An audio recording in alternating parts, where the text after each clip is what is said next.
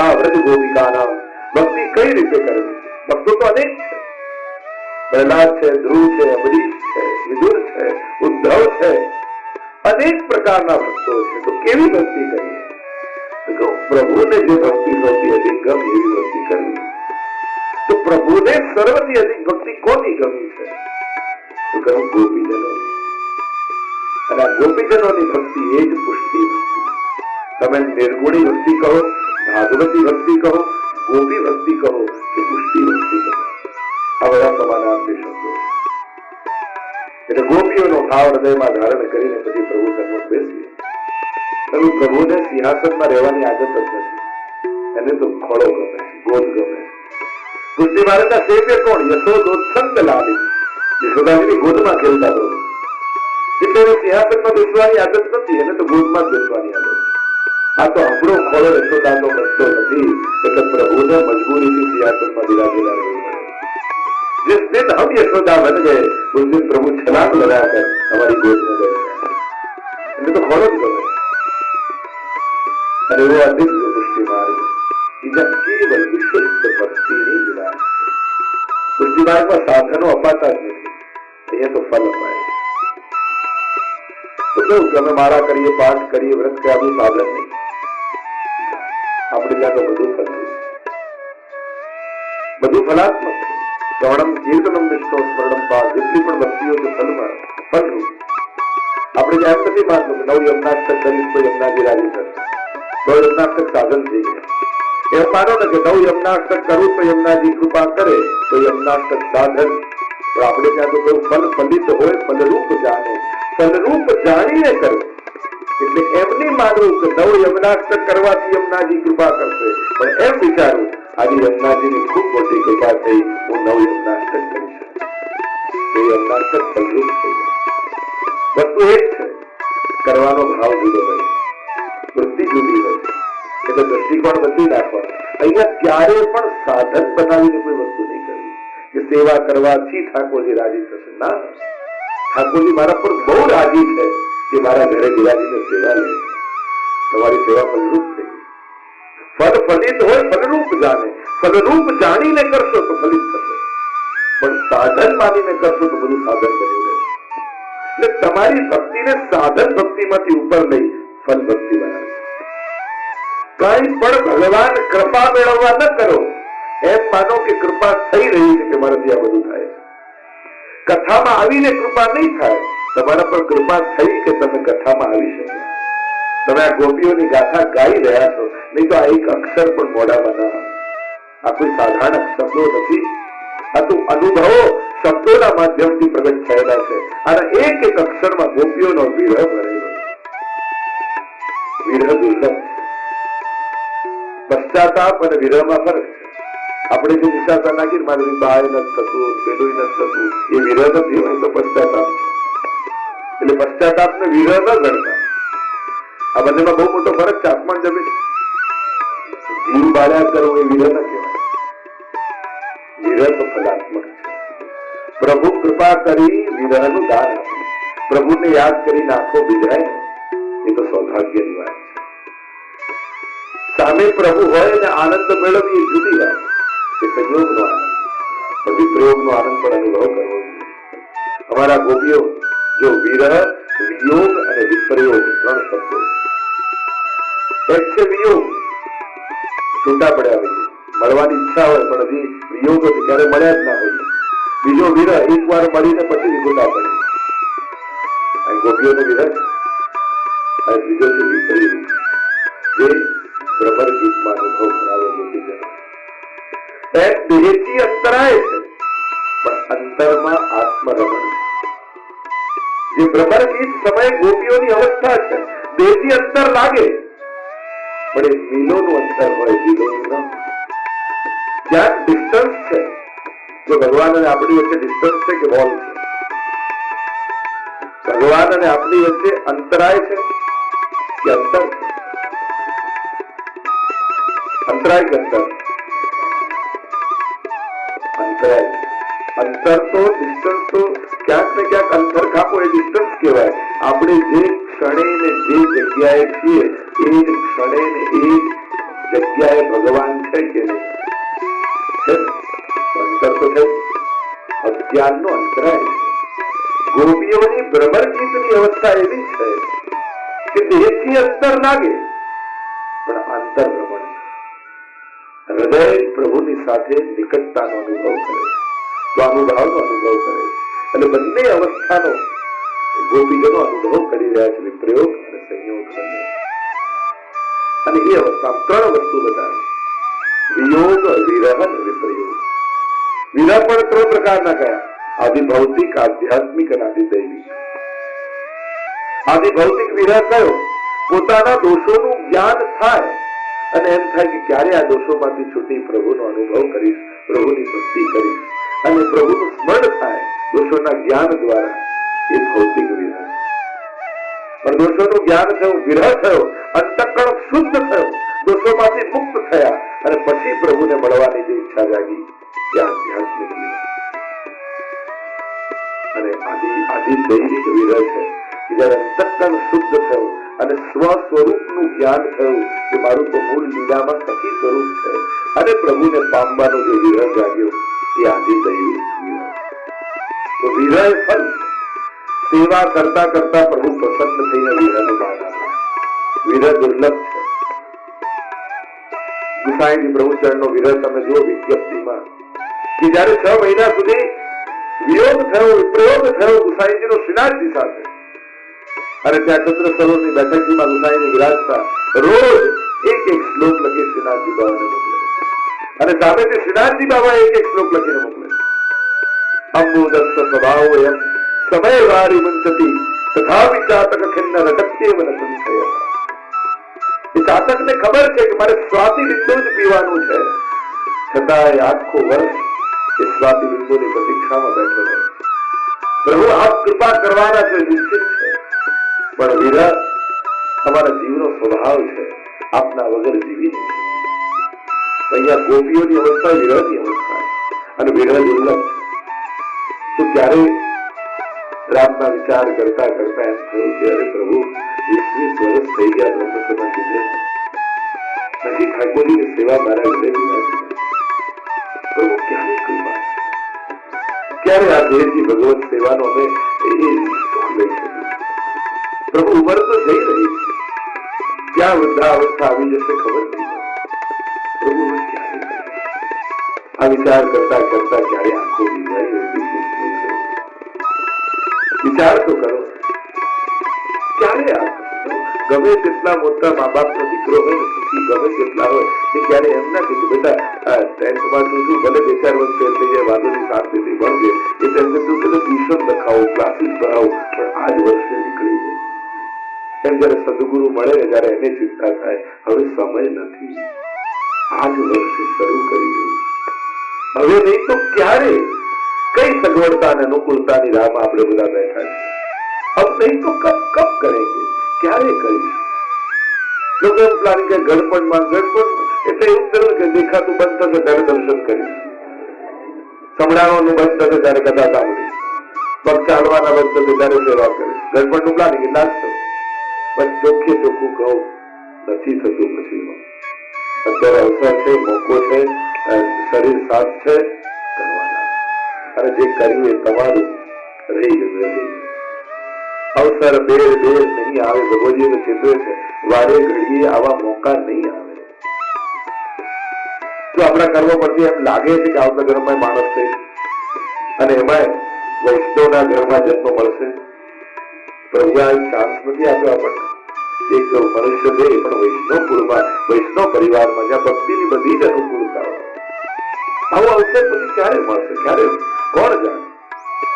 નિશ્ચિંત બનીને નહીં રહેવું ભક્તે, ભક્તિનું ચિંતિત રહેવું કે હું ક્યારે આ બધું કરીશ, ક્યારે આ બધા ગ્રંથો વાંચીશ, ક્યારે મારા ધર્મને જાણીશ, ક્યારે આ બધું થશે? તાપ રાખવો હૃદયમાં. અને પ્રભુએ અવસર આપ્યો, મોકો આપ્યો તો શરૂ કરી જ દે. ભલે થોડાથી શરૂ કરું, પણ શરૂ કરો. બહુ રાહમાં ન બેઠા રહો, બહુ અનુકૂળ સંજોગોને, અને જે બહુ અનુકૂળતાની રાહ જોઈને બેઠા હોય છે ને, એ નથી કરી શકતા. પણ જે કરવા લાગે છે ને, એમને અનુકૂળતા ચોક્કસ થઈ જાય. એ મારો અનુભવ. જે અનુકૂળતાઓની રાહમાં બેઠા રહે એ ક્યારેય કરી શકતા નથી, પણ જે શરૂ કરી દે છે એને ઠાકોરજી ચોક્કસ અનુકૂળતાઓ કરી આપે, જરૂર કરી આપે, શરૂ કરી. ભક્તિ એ કેવલ પુસ્તકો કે પોસ્ટરોમાં લગાવ, આખી ગીતાજી મોડે કરી લો, એનાથી શું? એ ગીતાજીને જીવવું, ભાગવતજીને જીવવું એટલે આપણી પુષ્ટિ માર્ગી સેવા.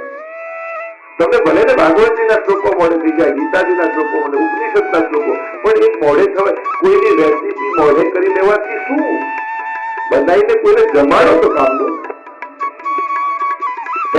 આખી ગીતાજી ભગવાનને સંભળાવી આપ્યું. ઠાકોરજી કે મને તો મોડે છે, આ બધું તું કર, તારા માટે કરવું છે.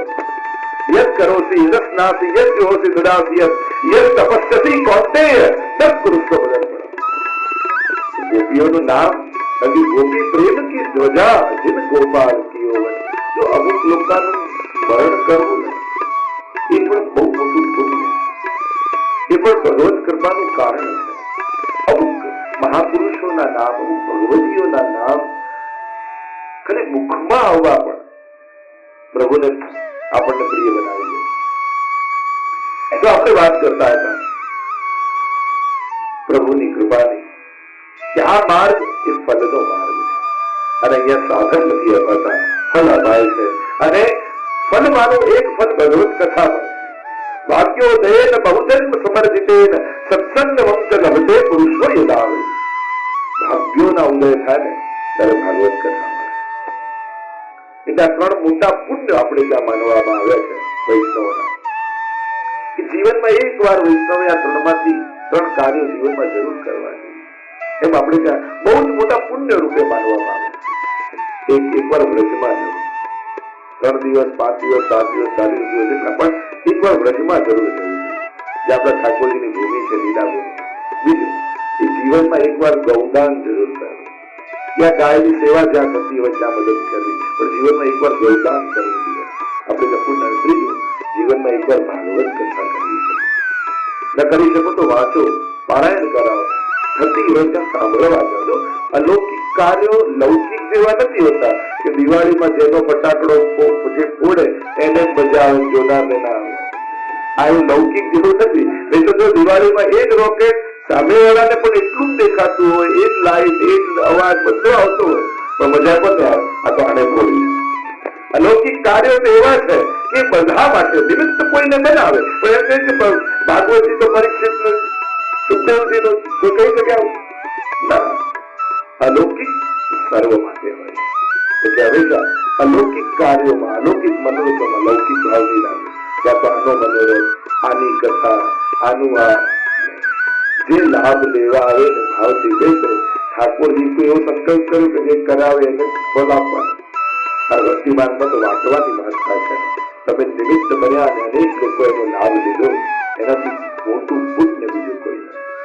અલૌકિકતામાં તો વાંચવાની ભાવના આપણી, જેટલા લોકો લાભ લે, પ્રસાદમાં કે જેટલા વધારે દેશું પુણ્ય, કથામાં જેટલા વધારે લોકો શ્રવણ કરે એટલું ફળ. એટલા માટે એવી આ અલૌકિક ગાથાઓ છે. એ ભાગ્યોદયેન બહુજન્મ સમર્જિતેન સત્સંગ વંશ લભતે પુરુષો યદાવૈ. આ સત્સંગ દુર્લભ છે, અને એટલા માટે ગોપીઓ કહે પ્રભુ આપના જેવી જે બીજી વસ્તુ અમને મળી. અહીંયા આજે કોઈ પુરુષ નથી. આજે ગોપી ગીત ગાનારો વ્યક્તિ દરેક ગોપી, અને ગોપી બનીને જ ગાવું. આ ભાવનો વિવેક છે. આપણે ત્યાં જે પદ ગાતા હોઈએ કેવા ભાવનો હોય એ ભાવ હૃદયમાં ધારણ કરીને ગાવ. અહીંયા વ્યક્તિ બનીને ન સંભળાય, ગોપી બનીને સંભળાય. હું ફલાણા ભાઈ, ફલાણા ભાઈ બધું બાર ચપ્પલ સાથે કાઢીને આવું. ગોપી ગીતમાં તો ગોપીઓ જ આવવી જોઈએ. હા, ગાવા માટે ગોપી બનવું પડે.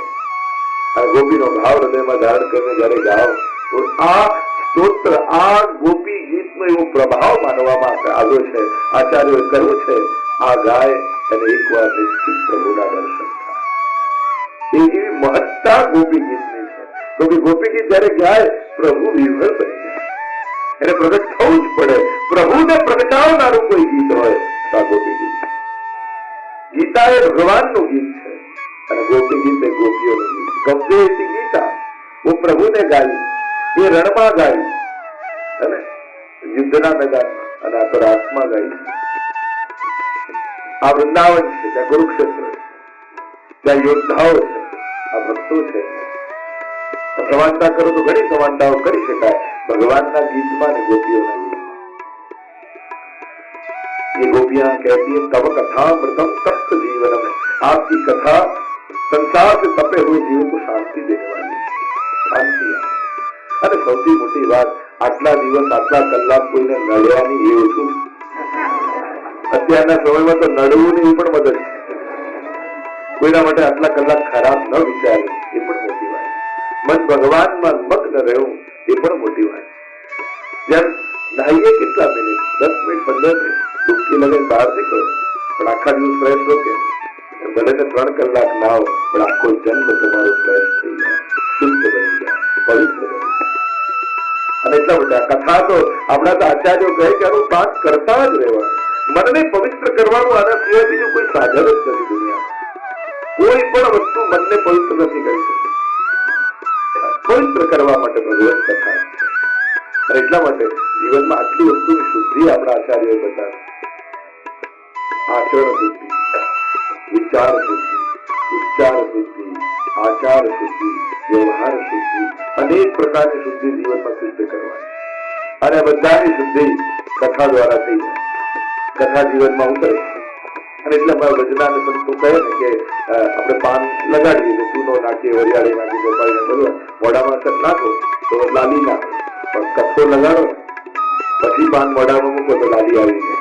એમ જીવનમાં કથા આવે ને જેના જીવનમાં એના ચહેરા પર લાલી આપમેળે આવી જાય. कथा जिसके जीवन में प्रवेश करती है उसके मुख से लाली अपने आप आ जाती है. तो ऐसी ये प्रभु की कथा बड़े बड़े भूरीदास है ना, बड़े बड़े देवता है, विद्वान है, कथा के लिए लालायित रहते हैं.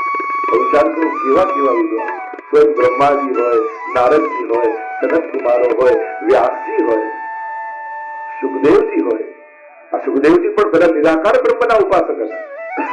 અને પિતાનું ઘર છોડીને ભાગ્યા. યમ પ્રવ્રજંતમનુપેતમ અપેત કૃત્યમ વૈપાયનો વિરહ કાતર આજુહાવ પુત્રેતિ તન્મયતયા સર્વો વિનેદુ તમ સર્વભૂતન દયમ મનિમાન તોસ્મિ. ઘર છોડ જન્મની સાથે 16 વર્ષ સુધી માના ગર્ભમાં રહ્યા, જન્મ લીધો ને ભાગ્યા ઘર છોડી. નિરાકાર બ્રહ્મના ઉપાસક. ભાગ્યા કેમ? મોહનો ડર છે કે પ્રેમ કોઈ સારો વ્યક્તિ મળશે તો મોહ થઈ જશે, ખરાબ મળશે તો દ્વેષ થશે, બંને બાંધનાર છે. મારે તો ક્યાંય બતાવવું નથી. અને વનમાં જઈને નિરાકાર બ્રહ્મની આમ ધ્યાન કરીને ઉપાસના કરે. જો મર્યાદા ભક્તિ અને પુષ્ટિ ભક્તિનો ફરક, મર્યાદા ભક્તિમાં ધ્યાન કરીને હૃદયમાં ભગવાનને પધરાવવા, આ સાધારણ ભગવાનનો અનુભવ. પુષ્ટિ માર્ગમાં તો આ જ ઇન્દ્રિયો દ્વારા ભગવાનને અનુભવવામાં આવે. આજ આંખોથી જોવાય, આજ ત્વચાથી સ્પર્શમાં, આપણે તો આ જ ઇન્દ્રિયો દ્વારા અનુભવ કરવાનો. નિરાકાર બ્રહ્મની ઉપાસના કરે. વ્યાસીને થયું કે મારા ભાગવતજીનો ઉત્તરાધિકારી કોણ ભણે અને શ્રેષ્ઠ કોઈ અધિકારી હોય તે સુખદેવજી. પણ એ તો નિરાકાર બ્રહ્મની ઉપાસનામાં લાગે. શું કરું? યુક્તિ કરી. પોતાના કેટલાક શિષ્યો હતા ને એમને ભાગવતજીના શ્લોકો ભણાવે અને કહ્યું હવે વનમાં તમે ફૂલો ચૂંટવા જાઓ ને ત્યારે આ શ્લોકો ગાતા ગાતા ફૂલો ચૂંટજો ઠાકોરજી. અને યુક્તિ આપી કહ્યું કે જો આ શ્લોકો સુખદેવજીના કર્ણમાં પડ્યા ને તો એને સાકાર બ્રહ્મમાં આસક્તિ થશે અને ખેંચાઈને ભાગવતજી ભણવાય. અને હવે રોજ સવાર પડે અને શિષ્યો જાય વનમાં, ફૂલો ચૂંટતા હોય, એક એક ચૂંટે છાપમાં ભરતા જાય અને ગાન કરતા જાય. આશ્ચર્ય થયું, બાપુ શું કેમ ધ્યાનમાં? ક્યારે આવું થયું નથી. આ કોનું પીછું મસ્તક પર કોને ધર્યું છે? કોણ છે? નટવર બાપુ કરનારું દેખાયા, કટી દેખાઈ, ગ્રીવા દેખાઈ, ત્રણેય રૂપથી ભંગ દેખાય. અરે આ કોણ? કર્ણયો કર્ણિકારમ બંને કાઢવા, ઝૂલતા કર્ણિકારનો પુષ્પ દેખાયો. અરે આ છે કોણ? બરહા પીડમ નટવર વપુ કર્ણયો કર્ણિકારમ વિપ્રદ્વાસ